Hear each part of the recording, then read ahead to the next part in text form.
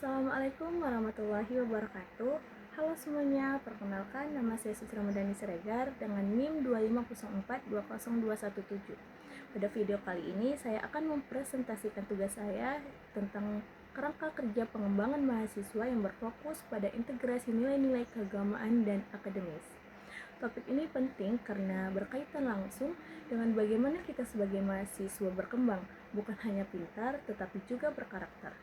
Saya ingin mulai dengan pertanyaan sederhana. Menurut teman-teman, apa tujuan kita kuliah?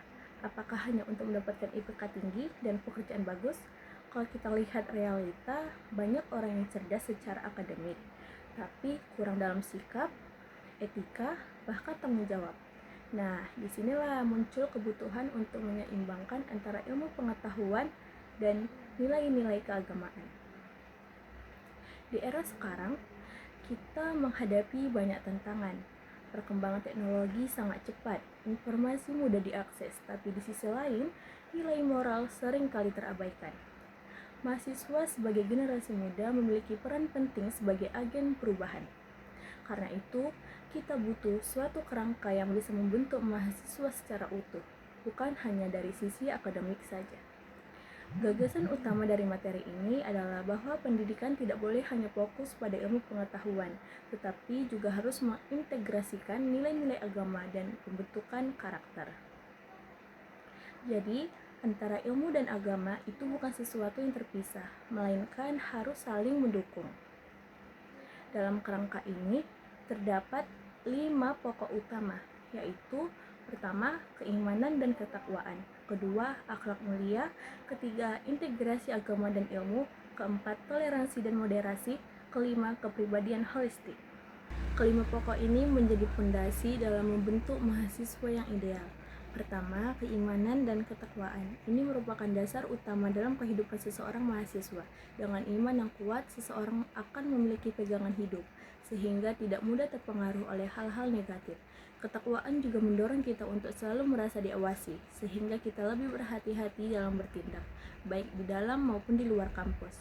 Contohnya, mahasiswa yang punya keimanan kuat biasanya tetap menjaga ibadahnya di tengah kesibukan kuliah, misalnya tetap menyempatkan sholat tepat waktu walaupun lagi banyak tugas, atau tidak melakukan hal yang dilarang meskipun tidak ada yang melihat. Yang kedua, akhlak mulia. Akhlak ini tercermin dari perilaku sehari-hari, seperti kejujuran, kedisiplinan, tanggung jawab, dan sopan santun. Contoh yang sering terjadi di kampus adalah soal kejujuran akademik. Misalnya saat ujian, ada kesempatan untuk mencontek tapi mahasiswa memilih jujur, atau saat mengerjakan tugas, tidak copy paste dari internet tanpa sumber. Hal kecil seperti ini sebenarnya menunjukkan akhlak yang sangat penting, jadi bukan hanya pintar, tapi juga punya etika.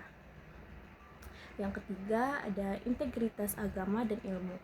Seringkali kita menganggap bahwa ilmu dan agama itu terpisah, padahal sebenarnya bisa berjalan bersama. Ilmu memberikan kita pengetahuan dan kemampuan berpikir, sedangkan agama memberikan arah dan nilai. Dengan mengintegrasikan keduanya, proses belajar menjadi lebih bermakna, bahkan bisa bernilai ibadah. Contohnya, mahasiswa ekonomi yang tidak hanya mengejar keuntungan, tapi juga memperhatikan keadilan dan kejujuran dalam bisnis. Jadi ilmu yang dipelajari tetap punya nilai moral dan tidak disalahgunakan. Yang keempat, toleransi dan moderasi. Di lingkungan kampus, kita bertemu dengan banyak orang dari latar belakang yang berbeda-beda suku, budaya, maupun pemikiran. Moderasi juga berarti tidak berlebihan atau ekstrim dalam bersikap, sehingga tercipta suasana yang harmonis. Contohnya, tetap menghargai pendapat teman walaupun berbeda, tidak memaksakan pandangan sendiri dan bisa bekerja sama dengan baik, atau menghormati teman yang berbeda agama saat mereka menjalankan ibadah. Yang kelima, kepribadian holistik. Artinya, mahasiswa harus berkembang secara menyeluruh, tidak hanya pintar secara intelektual, tapi juga matang secara emosional dan kuat secara spiritual. Mahasiswa yang holistik biasanya tidak hanya fokus kuliah, tapi juga aktif di organisasi, ikut kegiatan sosial, atau mengembangkan soft skill.